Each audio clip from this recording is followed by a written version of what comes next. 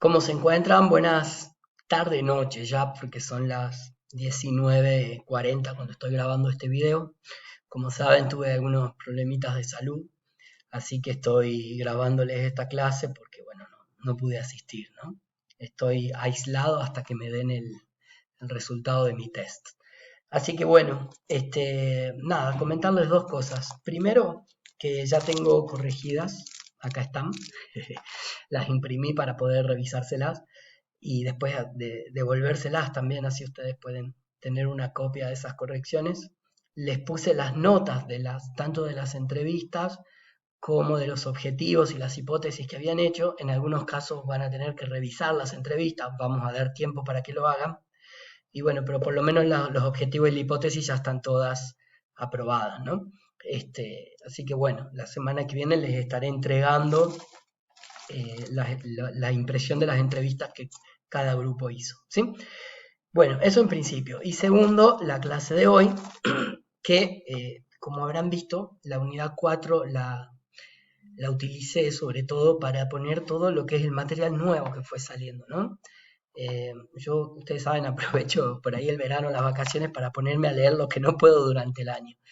Y bueno, la pandemia sirvió bastante para ponerme al día con algunas lecturas y encontré este librito que, bueno, compilan, ¿no? Elizabeth Schelling, Renata Mota, Sergio Costa, que se llama Repensar las desigualdades. Y el texto que más me llamó la atención de ese libro fue justamente, por algo está en el capítulo 1, que es Desigualdad hacia una perspectiva histórica mundial, ¿sí? Ese es el capítulo que ustedes van a tener que leer de Roberto Patricio Kornevich, o Kornevich, no sé cómo se pronuncia. Ahí lo tienen, se lo voy a estar subiendo ahora. Y va a ser un poco la clase que vamos a tratar de desarrollar en este presi de hoy, ¿sí? ¿Qué propone este autor? Kornevich propone pensar las desigualdades como desigualdades globales, ¿sí? Y ahí yo les puse un dibujo que me llamó mucho la atención porque, bueno, justo mientras estaba leyendo el libro, también se vieron algunas de las imágenes, estas son prepandémicas, ¿no? El libro es de 2020, principio del 2020. Eh, y bueno, estas imágenes tienen que ver con las migraciones, ¿no? Desde Centroamérica por México hacia Norteamérica, ¿no? Y estas son multitudes de personas, olas inmensas de personas, llegaban a ver hasta 10.000, ¿no? Realmente multitudinarias, que viajaban desde sus países de orígenes en Centroamérica, intentando justamente pasar hacia Norteamérica, con el objetivo de mejorar su condición de vida, claro, ¿no? Entonces lo que nos propone Kornevich para entender estas desigualdades, para entender estos procesos, estos flujos migratorios globales, es cambiar el enfoque, ¿sí? Hasta ahora las ciencias sociales han naturalizado las sociedades nacionales como espacios fundamentales para entender los procesos de desigualdad, ¿sí? Y de hecho yo también reconozco que cuando armé el capítulo sobre estratificación en el libro, tampoco tuve en cuenta en detalle esto que el autor propone, que es realmente muy interesante, muy innovador, ¿no? Y que es justamente pensar las desigualdades como desigualdades sociales a nivel global, ¿sí? Entonces, ¿qué unidad de análisis elegimos? Bueno, aquella que contiene dentro de sus límites los procesos sociales que son relevantes para su comprensión. Y dice después, para el estudio de la desigualdad social, la unidad de análisis tiene que ser global e histórica, porque la sociedad es global también, ¿no? El mercado mundial es global, el mercado de trabajo es un mercado de trabajo global. Esto es lo que dice, ¿no? Desnaturalizar el Estado-nación como única variable posible de entendimiento de estos fenómenos, ¿sí? Bueno, ahí les voy yo completando con algunos gráficos que después ustedes los irán viendo. Justamente este gráfico habla de las desigualdades entre países según los distintos elementos, ¿no? Como la esperanza de vida al nacer, eh, la pobreza infantil, entre otros, ¿sí? Después se los dejo para que ustedes lo vean en detalle en el presi. Bueno, el autor eh, retoma un libro fundamental, dice él, para entender esto de cambiar la perspectiva respecto al pensamiento de la desigualdad. Y en este sentido va a hablar de La riqueza de las naciones de Adam Smith, ¿no? De finales del siglo XVIII. Y, y lo que él va a decir es que este libro resulta fundacional para comprender que la pobreza en el campo que estaba ocurriendo en Inglaterra o la riqueza de las ciudades estaban totalmente vinculadas. ¿Sí? ¿Por qué? Porque para Smith la desigualdad es un proceso relacional. ¿Sí? Y el desigual acaparamiento de las oportunidades tiene que ver con pactos o acuerdos institucionales que tienen que ver con estas relaciones, ¿no? Entre campo y ciudad. Entonces, no es que el empobrecimiento del campo para Smith está totalmente separado del enriquecimiento de las ciudades, sino que funcionan en combinación, ¿no? Y justamente lo que hace Adam Smith es saltarse esta naturalización de los límites entre campo y ciudad y pensar campo y ciudad como elementos relacionados. Bueno, esto que dice acá el autor, ¿no? Es lo que va Kornevich, es lo que propone justamente para el análisis de las desigualdades globales. Es decir, llevar este análisis de Smith al análisis de las desigualdades globales y salir de la naturalización de la unidad nacional como límite, ¿no? De nuevo, otro gráfico. Acá, personas con patrimonio superior a 500 millones de dólares, para que después lo vean, ¿no? Por país. Bueno, problemas metodológicos. Esta naturalización de la desigualdad como fenómeno nacional nos impide ver los acuerdos institucionales, este concepto que les decía, entre países que constituyen los mecanismos regulatorios de la desigualdad. ¿Sí? Es decir, eh, la desigualdad entre los países existen por acuerdos institucionales previos, que no solo ocurren al interior de las clases o los sectores sociales de cada sociedad, sino entre las sociedades, en la relación entre las sociedades entre sí, sociedades nacionales me refiero, ¿no? Y un problema metodológico clave es esta, esta cortedad, ¿no? Este sesgo metodológico y teórico a la hora de pensar las desigualdades, hacen que al día de hoy no tengamos datos para poder medir o dispongamos de muy pocos datos para poder medir las dinámicas internacionales de la desigualdad.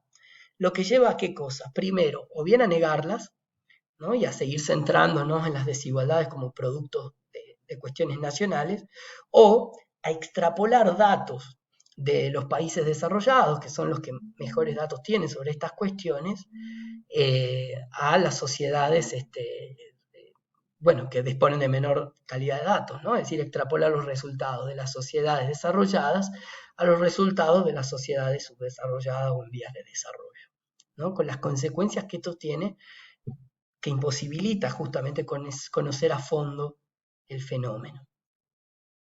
Acá pongo un ejemplo sobre el tema del Internet para que veamos justamente las conexiones globales y sobre todo cómo en la pandemia este problema de las conexiones asimétricas ha profundizado las desigualdades sociales entre los distintos sectores o las distintas regiones del planeta, ¿no? Bueno. Comparación por deciles. ¿Qué propone él? Y acá vamos a ir un poquito más lento para entendernos. Lo que él dice es, para poder entender las brechas globales y los cambios en el mercado del trabajo y la estabilidad a largo plazo de la desigualdad, es decir, la estabilidad en la diferencia entre las naciones y entre los distintos deciles de cada una de las naciones, es justamente organizar deciles promedios a nivel global. ¿Qué sería esto de deciles promedios a nivel global? Uy, perdón. Ahí va. Bien, lo que él dice justamente, tenemos que en función de los deciles de todos los países, es decir, los deciles son partir a la sociedad en 10 en función de los ingresos de esa sociedad, ¿no? El decil más bajo y el decil más alto serían las puntas de cada una de estas pirámides de ingresos. Bueno, tomamos los deciles de todos los países de la muestra, ¿no? Que creo que son más de 180 países, y hacemos un promedio de todos esos países. Y después organizamos los deciles, ¿no?, de la población en función de estos ingresos. ¿Y qué nos vamos a topar cuando hacemos eso? Nos vamos a topar que en las sociedades desarrolladas ¿no? Que acá están con los nombrecitos, como verán, Noruega, Luxemburgo, USA, Estados Unidos, Irlanda, Gran Bretaña, Luxemburgo. Van a ver que los deciles que van de 27.000 a 164.000, que sería el promedio decil 10, es decir, el decil más alto en promedio global, incluye ese decil más alto a distintos deciles de la sociedad desarrollada, ¿sí? Es decir, dentro de ese decil más alto se encuentran varios deciles de una sociedad desarrollada, una sociedad de altos ingresos. Por ejemplo, acá encontramos a USA, es decir, Estados Unidos 10, y a USA 5. Es decir, que el decil 10, 9, 8, 7, 6 y el 5 se encuentran comprendidos dentro del primer decil global. Es decir, que los primeros 5 deciles, en términos de ingreso, ¿no? De arriba para abajo, los primeros 5 deciles eh, de la población norteamericana está comprendida dentro del decil más alto de ingreso. ¿Y qué pasa al revés? Bueno, lo que vamos a ver es que las sociedades más pobres, ¿sí? Tienen varios deciles, desde el 1 hasta, fíjense, en algunos casos el 7, el decil 4, el decil 3, el decil 5, comprendidos dentro del primer decil de ingreso, es decir, aquellos sectores que no ganan por año más de $266. ¿Se entiende esto, no? Es decir, las sociedades más pobres tienen varios deciles de su sociedad por debajo del decil global, uno en este caso. Y las sociedades más ricas tienen los deciles, varios deciles de los más altos por encima del decil más alto global. Entonces esto nos permite saber la diferencia de ingresos a nivel global entre los deciles. Y como vamos a ver después, también nos permite comprender mejor las trayectorias de los individuos en función de las estrategias que desarrollan para escaparle justamente a los problemas de la exclusión y la desigualdad. Otro gráfico que les pongo, ¿no? El problema de los inodoros, un bien de lujo. Me pregunto yo, porque en el gráfico de donde lo saqué, ¿no? Que es este librito de acá, que se llama El Atlas de la Desigualdad Social, ¿sí? Del Le Monde Diplomatique. Ustedes saben que yo uso muchos gráficos de ahí. Lo saqué de ahí a este gráfico. En el cuadro no se lo pregunta. Yo sí me lo pregunto. Pongo un bien de lujo. ¿El inodoro debería ser un bien de lujo en un hogar? Bueno, fíjense cómo hay países en el mundo donde sí representa un bien de lujo, ¿no? Estos son los porcentajes de la población que acceden efectivamente a un inodoro, ¿no? Ya no a cloaca, a condiciones eh, sanitarias en las letrinas o en los baños, sino solamente a un inodoro, ¿no? Y como veremos, está complicado para algunos países, ¿no? Bueno, seguimos la segunda parte del Prezi en otro videito que se los grabo ahora, ¿sí?